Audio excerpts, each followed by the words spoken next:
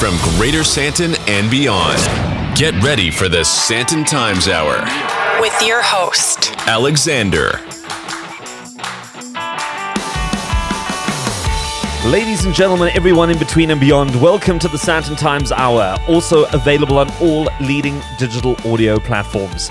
If you'd like to get in touch, you can send through your questions, your comments, or your feedback, and you can do so by using the email address editor@sandtontimes.co.za or connecting on social media @Sandton Times or clicking on the website www.sandtontimes.co.za.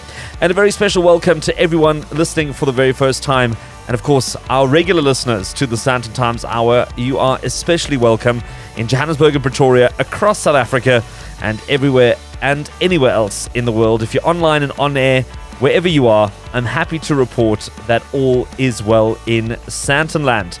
And as always, my left-hand man, Vincenzo, joins me behind the mixing desk once more. And this week, I'm going to say hola, as this week, I take you on another journey to an exciting part of the world in this very special edition of the Sandton Times Hour. And yes, this week I head with you to Madrid in Spain. And I hope you get a chance to kick back with me over the next hour to do some armchair traveling to this beautiful European city that I've had the chance to experience this year. And if you've ever thought of going to Madrid, I hope that this hour gets the travel juices flowing. And if not, well, I hope you can switch off from today and let your mind wander a bit for the next hour and vicariously set off overseas. So having said all of that, what's lined up for this next hour? Well, in a bit, I'll be revisiting some sights and sounds of my visit to Madrid, Spain, giving you some ideas on places to explore next time you find yourself in the city. Then I'll be joined by a fellow sports media colleague who joined me on this trip to chat about the iconic football club of Madrid and the impressive stadium that they call home. Stay listening for that. It was truly an unbelievable experience. And finally, I will be giving you some of my final impressions of the city, its people, and of course, its legendary football team. All this and more coming up in the next hour. From Greater Sandton to the rest of the world, this is the Sandton Times Hour. So welcome back, and yes, this is the Sandton Times Hour with a very special edition again. So I've taken you with me to places like Livingston, Miami, Orlando, Dubai, Hong Kong, and now Madrid in Spain. So whatever seat you're in right now, let's put on that seatbelt and let's go on a journey together across to Europe in a city oozing with culture, sports, food, and that distinctive Spanish flair that makes it one of the great cities in the world to visit. So as we get the hour going, let me give you my brief disclaimer, as always, that much of what I'm about to share with you is, of course, my personal impressions, and by no means the definitive guide on Madrid, Spain. But if you've ever had Spain on your list of places to go to and wanted to get a bit of an idea, well, hopefully this inspires you to maybe consider a trip at the end of this year or whenever you decide to take a holiday and get to experience it for yourself. However, in a strange way, this is a tale of two cities, as the reason for me heading to Madrid was connected with the team from Dubai Tourism, and as part of their signing of a partnership with legendary football team Real Madrid, who, funny enough, are also in partnership with Emirates since 2011, brought us to Madrid to witness this moment and to get a better understanding of this partnership and this alignment that they've created. So in these first minutes, let me take you on a quick tour of some of the sights and sounds of Madrid, and in the second half, we'll chat a bit more about the football, and even if you're not into football, let me tell you, I think you're going to find this fascinating nonetheless, I promise.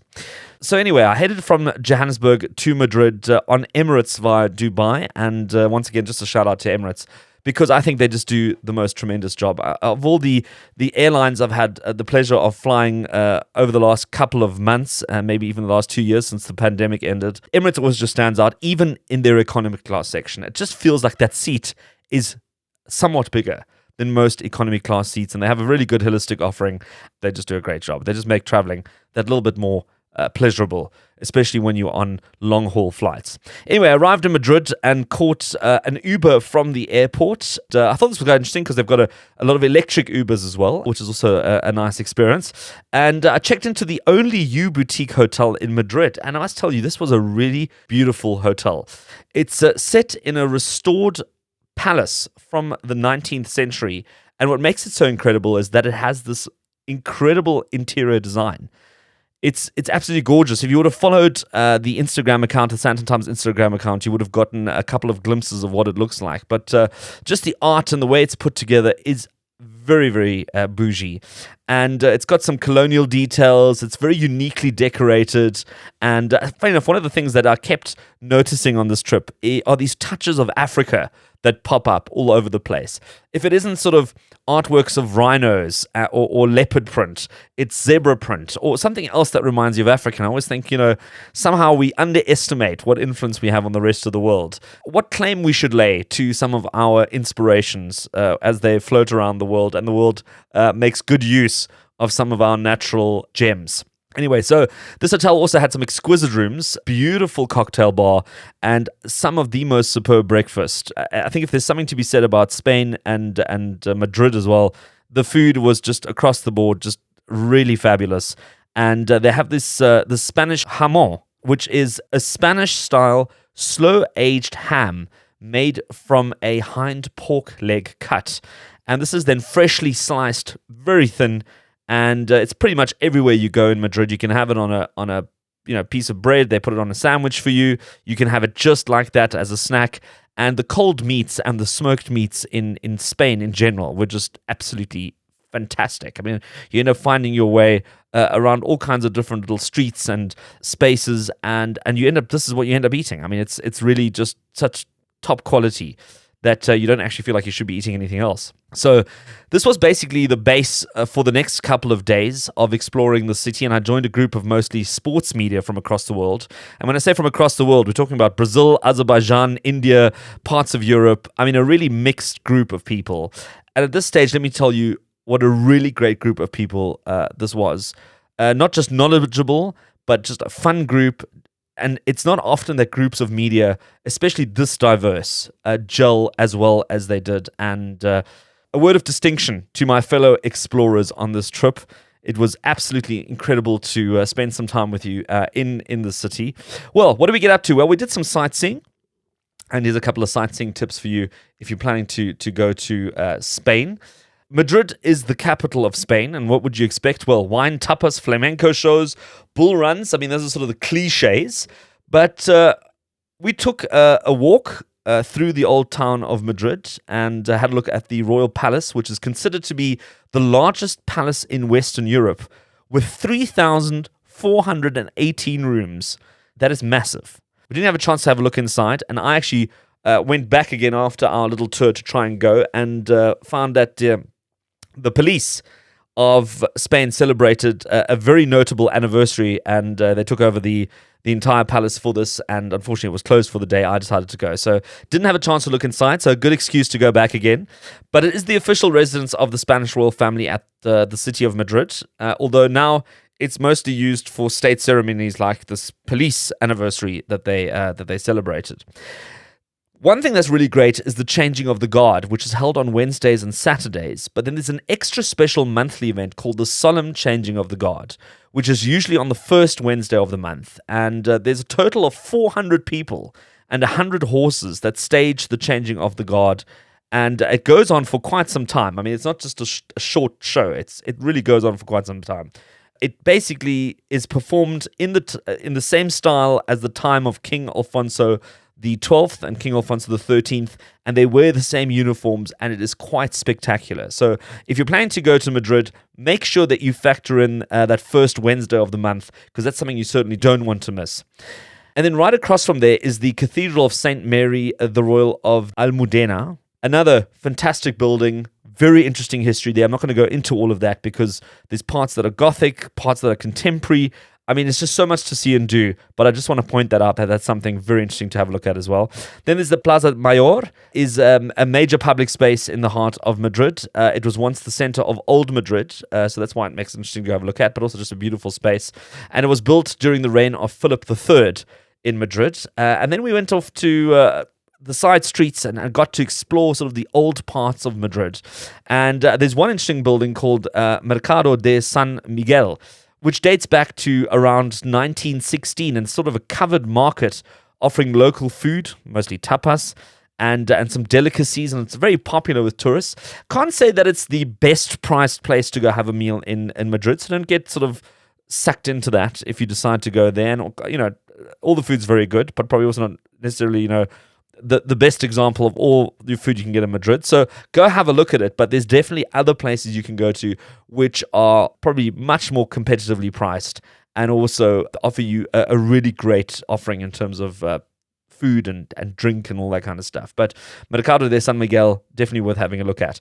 Then there's the Gran Via, which is a street in central Madrid, sometimes referred to as the Spanish Broadway, and it's one of the city's most important shopping areas. So if you enjoy shopping, definitely a place you want to go have a look at. And there's also a large number of hotels and movie theaters. Let's take a quick break and more of my travel notes from Madrid straight after this. Stay right where you are. The best of talk and music in 1 hour. This is the Sandton Times Hour. Hey, just taking a moment during the break to share some exciting news. The Sandton Times Hour has made significant strides and is now nominated for the 2024 APVA Podcast of the Year Award. This achievement is all thanks to your incredible support. I've one more favor to ask you though. Please take a moment to vote for the Sandton Times Hour for Podcast of the Year. Every vote counts, and your participation is vital in deciding the winner. So you'll find the voting link in the show description wherever you listen to the Sandton Times Hour. Voting closes on 10 August 2024. Now, let's get back to the show. Connect with the Sandton Times. Email editor@sandtontimes.co.za. So, to continue with our conversation around Madrid, Spain, we had some fantastic sightseeing that we did with this group that I was in Madrid with, and we've touched on some of those just a few minutes ago. But to round this off, there's a couple other great places we went to look at. The Puerta del Sol, which is a public square in Madrid. And you find a lot of these public squares in Madrid, and they're interconnected. And you find you end up doing so much walking, which is amazing because the amount of food from some of the meats I spoke about to the gelato to all these amazing things that you're going to you're going to have to do a lot of walking. Otherwise, you're going to be hating yourself when you come back from holiday and some of those jeans don't fit anymore. So make sure you do a lot of walking, and it's easy to do in a place like Madrid. So the Puerta del Sol is one of the best known and busiest places in the city, and it's the center of this radial network that is Madrid. And the square also contains a very famous clock that marks the start of the new year, but also the traditional eating of the 12 grapes, as is custom in Spain as New Year's kicks off. Then also another place we checked out was the Museo del Prado, the main Spanish national art museum located in the center of Madrid. It has the most impressive collection of artwork. So we're looking at about 8,200 drawings, 7,600 paintings, 4,800 prints, and 1,000 sculptures. It ranks in, I think, the top 10 art galleries visited in the world. And it is just really a remarkable place to visit, and you get to see some of the most amazing artwork. But one of the highlights of the trip was following an eventful afternoon, of course, the subsequent victory of Real Madrid in the La Liga. And what a place to be when Real Madrid wins a major title. So we headed out to celebrate at a place called Salvajec. It's located in the Bless Hotel in Madrid, and it's considered to be one of the top destinations for dinner and drinks in Madrid. And it's got this renowned, vibrant atmosphere, and the restaurant really attracts guests from all over because of its exotic decor. And it creates a very unforgettable and dynamic dining experience. And what's quite interesting is that they're quite known for their sort of Asian cuisine. So that's kind of what they do. They sort of do this fusion gastronomy. But the entire restaurant has got this very African theme. And there was one other colleague with me who was from West Africa. And the two of us were sitting there and having a bit of a good laugh because we just saw all this African stuff. They've got this massive golden rhino hanging in the middle of the restaurant. They've got this leopard print and then the zebra print and sort of all these sort of cliche African elements. But then what takes the cake is that they have this dinner and dance concept, and they then have these very Spanish looking dancers doing these very African kind of performances.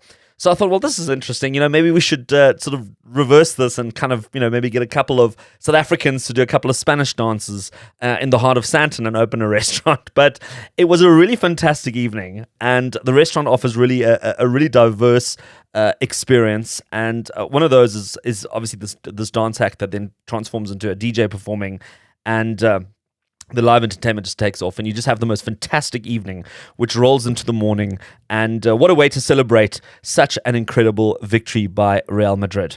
Well, I've given you a little bit of a taster of what Madrid has in store from sights and sounds if you're looking to do some touring. But it is the bottom of the hour, and we're right back with more of Madrid on the Sandton Times Hour right after this. You're listening to the Sandton Times Hour. As we get into the second half of the Sandton Times Hour, don't forget, if you caught something on the show and you didn't get all the details, you want to find out more, maybe a bit more reading, a couple of more links, well, you can jump onto the website, sandtontimes.co.za, and explore the comprehensive show notes where we put everything we spoke about and a little bit more on the site, and you can get all that information in your own time. And also, don't forget that you can also connect with the Sandton Times on social media at Sandton Times, and feel free to join the conversation there with your posts, your voice notes, DMs, whatever it is that you feel inspired to do. All of those are welcome. So continuing my conversation around my visit to Madrid and Spain, I'm thrilled to connect again with one of my fellow travelers and fellow media compatriots, I want to say. He's a journalist, Duarte Monteiro. He's from Zerozero, the biggest online sports site in Portugal. And Duarte, it's great to have you on the Sandton Times Hour. Hello, Alexander, and it's really nice to hear you again. Absolutely, man. It's great to catch up with you again too. And we've been reminiscing about this trip to Madrid, Spain. My first visit, I thought it was absolutely fantastic. But as part of our visit, we spent some time with Tourism Dubai, and they've announced a partnership and a sponsorship with Real Madrid. And as part of that entire experience, we had a chance to go see the team play, but also get a little bit of a behind-the-scenes look at the Santiago Bernabéu stadium. And what an impressive stadium. I don't know, you've obviously been there a few more times than I have. Absolutely. And I am actually lucky that I could compare the old Bernabéu, let's put it like that, before this massive renovation, which turned the Real Madrid stadium into, I can actually say the biggest, the most modern sports arena and show arena in the world, because it's not only about football anymore. What's happening in the Santiago Bernabéu, it's home for the world and for shows, and it's incredible. But then again, if you think about Real Madrid, it's the biggest football club in the universe. I will even say it's the biggest brand in the sports world. So it actually matches that a club like Real Madrid, with 15 Champions League wins, has such a massive stadium. So it was, even for me that had the chance to visit the former Bernabeu, it was mind-blowing. I mean, you walk in and you get mesmerized with everything you see, because you feel small in such a theater. It was for me. I had the chance to visit a lot of football stadiums around the world due to my work. I can say I saw a few ones that are really good, really beautiful, but such impressive as the Bernabeu, it's hard to find one in the world. Absolutely. I mean, it's next level, 80,000 seater. And then the one thing that really absolutely blew my mind was, if you've never seen this before and you're listening to this, we're going to try and see if we can put a video up on the website.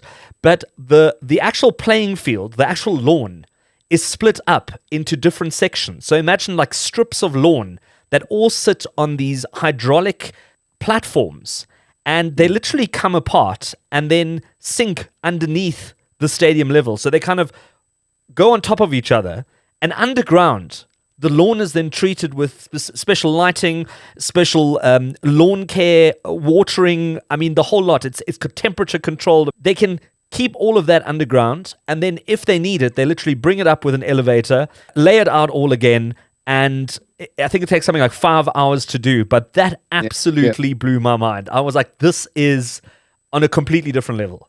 It's top of the top technology. It fits to the rest of the stadium. That's one part, and that's one of the part that it makes possible that the Bernabeu is more than a football stadium. Like I said before, we recently had a Taylor Swift concert there with, 100,000 people in the stadium. And the fact that they have this perfect technology and the best of the best makes it normal that at the day before they play their football game, and the day after Taylor Swift gives a massive show. So if the people that are listening have the chance to go to Madrid and to visit the Bernabeu, they will see more than just a football stadium where 22 guys run after a ball. So it's much more. It's much more than that. It's a museum, actually, a technology museum. I agree with you. Yeah. It's like a monument. I mean, you kind of almost it's a monument. Yeah, you alluded to it as well. I mean, Real Madrid as a club is more than just, like you say, a couple of people running behind a ball. It is a business on a completely different scale. I mean, they've just won the La Liga. They've now walked away with the UEFA Champions League.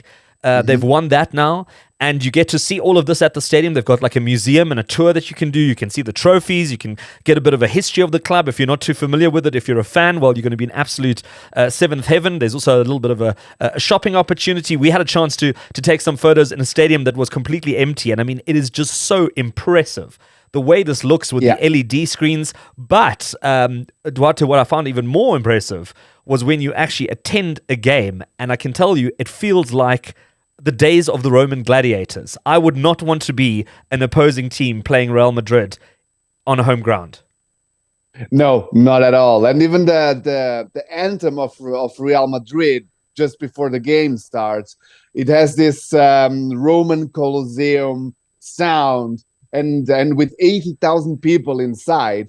I mean, it's hard to put it in words, actually, because exactly. You can describe it in 1,000 ways, but you have to be there once in your life, and especially that afternoon, because they went to be champions later that night, because they won and Barcelona didn't won. So you could actually feel the atmosphere. It was a special day also. It's crazy, but then again, when you go to a Real Madrid experience, even if you don't know that much about football, you have heard about Real Madrid. You know what that is, what brand that is. I mean, they just signed Kylian Mbappe from the France international player. So they are a brand. They always point to the biggest stars in the market in football history, and that makes Real Madrid what Real Madrid is. And again, walking into that stadium with 80,000 people sitting there and singing and just enjoying a football game. There's a few impressive stadiums in the world, like I said, but the Bernabeu is something different. It's an aura. They have an aura around it, which makes it completely different from everything else.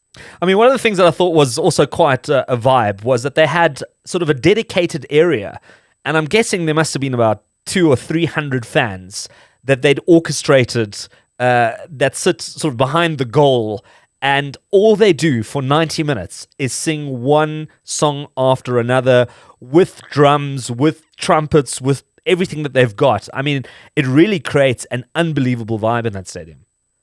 Yeah, absolutely. But starting with that, let me say that welcome to the European football culture, because that's a thing in a lot of stadiums in Europe. I'm in Toronto right now. Before heading back to Europe, I just went to a baseball game at the Rogers Center, and it's a cool experience, but you can't compare with the football experience in Europe. And what you just said about that section in the stadium, that's the heart of the stadium. You might think the heart of the stadium is the field where the players are.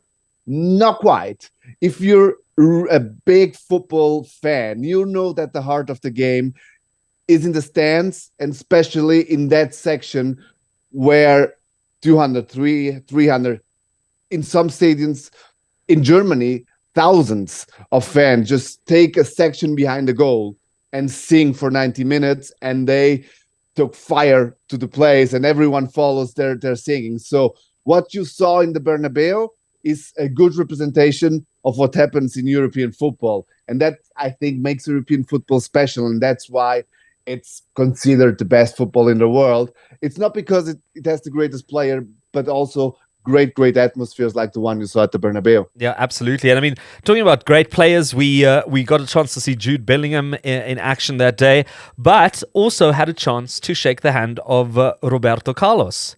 obviously a legendary player both for Real Madrid and Brazil. Were you surprised that he made an appearance at this briefing that we had?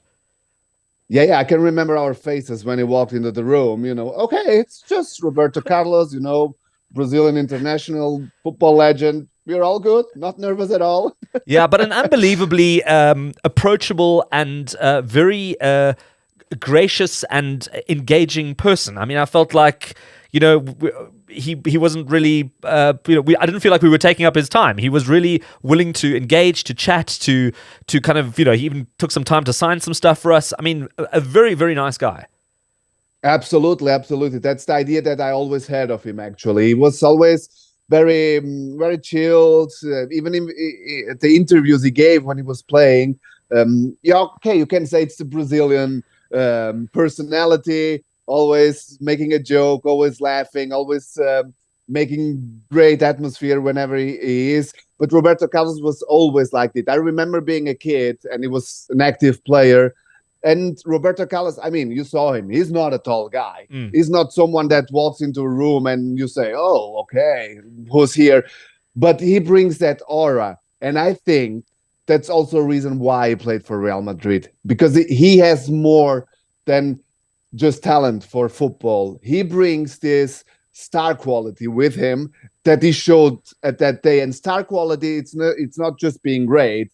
It's being that what you said, walking into a room full of strangers, because we were strangers to him. And after 10 minutes, we felt like, oh, I know you for 20 years, man. Let's have a beer or whatever. Yeah. So that Roberto Carlos has a great personality. But that's the thing I always thought of him, because even, like I said, in the interviews when he was playing as an active footballer, he always showed that side of him, and that's great. Yeah, I mean, for Real Madrid fans, I mean, I think the team is signed and sealed. They are going from strength to strength, and they've also now opened a fan park in Dubai, which I was quite amazed to hear. I didn't have a chance to see it the last time I was there, but it's sort of almost like I think a bit of a replica of what they've got in Spain now in Dubai. So you don't sometimes even have to go as far as Madrid, even though, like you've said, it's probably a good idea to go and see it for yourself and actually experience that live stadium experience. Yeah, absolutely. But that theme park in Dubai, and I think the entire partnership with Dubai, if I had to pick a club in the world where that makes sense, it only can be Real Madrid. And I think they always said it that in the presentation we were in Madrid, two big brands, actually, and two massive brands, global brands, just matched. And if you want to, as a country or as a city like Dubai, if you want to match with another global brand, there's only one answer, and that's Real Madrid. So I hope that I can make it to Dubai one day to see the theme park. But I guess I saw pictures, I saw videos of it. It's what you said. It's kind of a replica of what you can see in Madrid. But that again, that's Real Madrid taking his name and his aura to the world, which I find great. Absolutely, yeah, no, and certainly a good alignment, and I think money well spent. Duarte, before I let you go, what was one of your sort of big takeaways from your trip to Madrid, and obviously also to the stadium? Yeah, it's again difficult to put it in words, because it was the first time I was in the renovated Bernabéu, like I said before. So to have the chance in my mind to compare how it was 10 years ago, maybe the last time I was there, and now, that was something that I actually enjoyed, and that I actually can tell to people: just go to the stadium, take the day off to go to the museum, to go to a game if you have the chance to, if you get tickets, because as you have seen, it's packed all the time. It's not easy to get tickets, but if you have the chance, just take a day or at least half of the day of your Madrid tour to go to that area and just enjoy the view, because it's more than just like taking pictures, and try to go with the flow when you're there. That's what I got from that experience, and what I tell to people when they ask me. Amazing. Journalist Duarte Monteiro from Zerozero, the biggest online sports site in Portugal. We're busy reminiscing about our joint experience going to one of the most iconic sites in Madrid, Real Madrid's home ground, Santiago Bernabéu Stadium. And Duarte, it's been so great catching up with you. My pleasure. It was a great pleasure and honor to be here chatting with you and tell a little bit of stories, because I think both of us are good in it, bringing stories to people. Absolutely. We're going to do more of that just now. We're going to take a quick break and more of the Sandton Times Hour right after this. Dodging winter blues or gunning for a deadlift PB? Whatever your reason, ignite your winter fire with Virgin Active. Join now. Score July free, plus up to 50% off fees for 3 months. Call 0860-GET-FIT or visit a club to get started. virginactive.co.za. T's and C's apply. Everybody has a reason. Follow the Sandton Times on social media. Sandton Times. So just as a follow-up with the previous chat that I had with Duarte, according to the 2024 Brand Finance Football 50 report, Real Madrid reclaims its title of world's most valuable and strongest football club brand, surpassing 2023's winner Manchester City FC. And with its brand value up 16%, to a staggering 1.7 billion euros. Real Madrid return to the top is driven by record revenue growth resulting from continued accomplishments both on and off the pitch. And it really is remarkable when you see this, how an entire city is almost built around this football team and also the stadium that it lives in.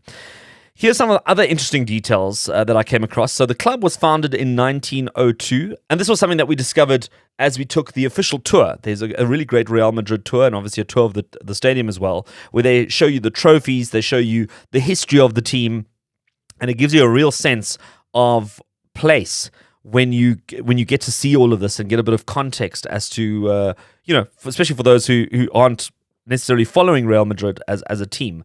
This is something that you will enjoy even if you're not into football or if you're not into anything related to sport. It is just really a cultural experience that you don't want to miss.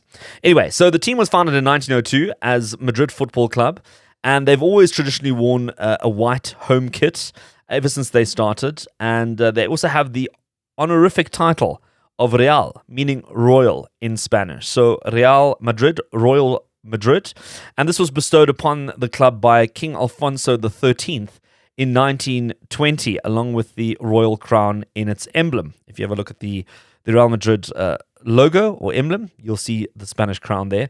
And Real Madrid has played its home matches at the 85,000-seater capacity Santiago Bernabéu in central Madrid since 1947, and in 2024 it was the highest earning football club in the world with an annual revenue of 831 million euros. Really, really incredible. And now look, the Spanish national team, they took home the UEFA Euro title this year, so it's been a really good year for Spanish football. And if you're any sort of Spanish football supporter, the teams have just outshone on all stages. Now, one thing that I have to say after leaving one of the most important football games of this year, perhaps in Madrid, it was a very disciplined, calm and pleasant atmosphere outside the stadium, in contrast to so many other international games where we've seen around the world fans generally having too much to drink, too raucous, looking for problems, and then you end up having this post-match experience, which is drama and chaos and people having to be brought to order. In this case, in Madrid, after this Real Madrid game, basically the final of the La Liga, families, couples, elderly people, football fans from across the board, exiting the stadium into the surrounding streets without much fuss, without any issues. It was really such a pleasure to witness that, and people went off into the evening to go have a drink or have something to eat, and just the shared camaraderie of a great soccer match having taken place. And I must say that is hats off to everyone in Madrid, and obviously the people and the fans that attended that.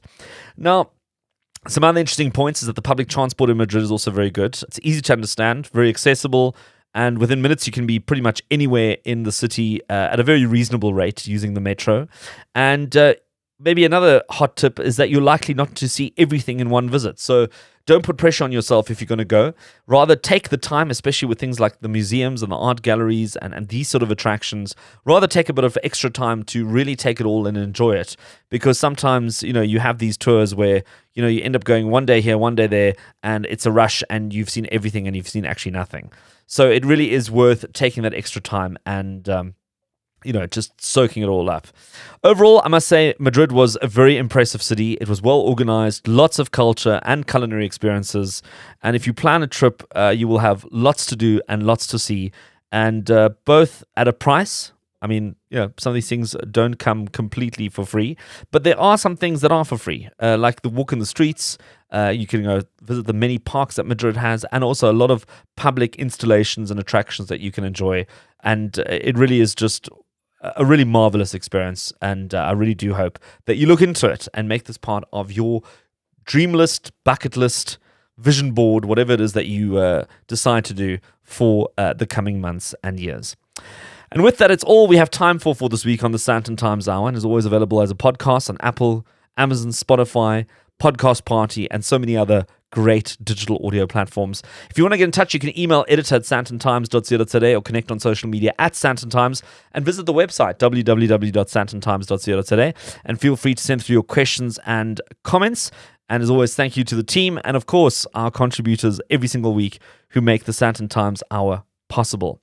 Thank you for listening, and I think the right words would be adios and hasta la próxima semana.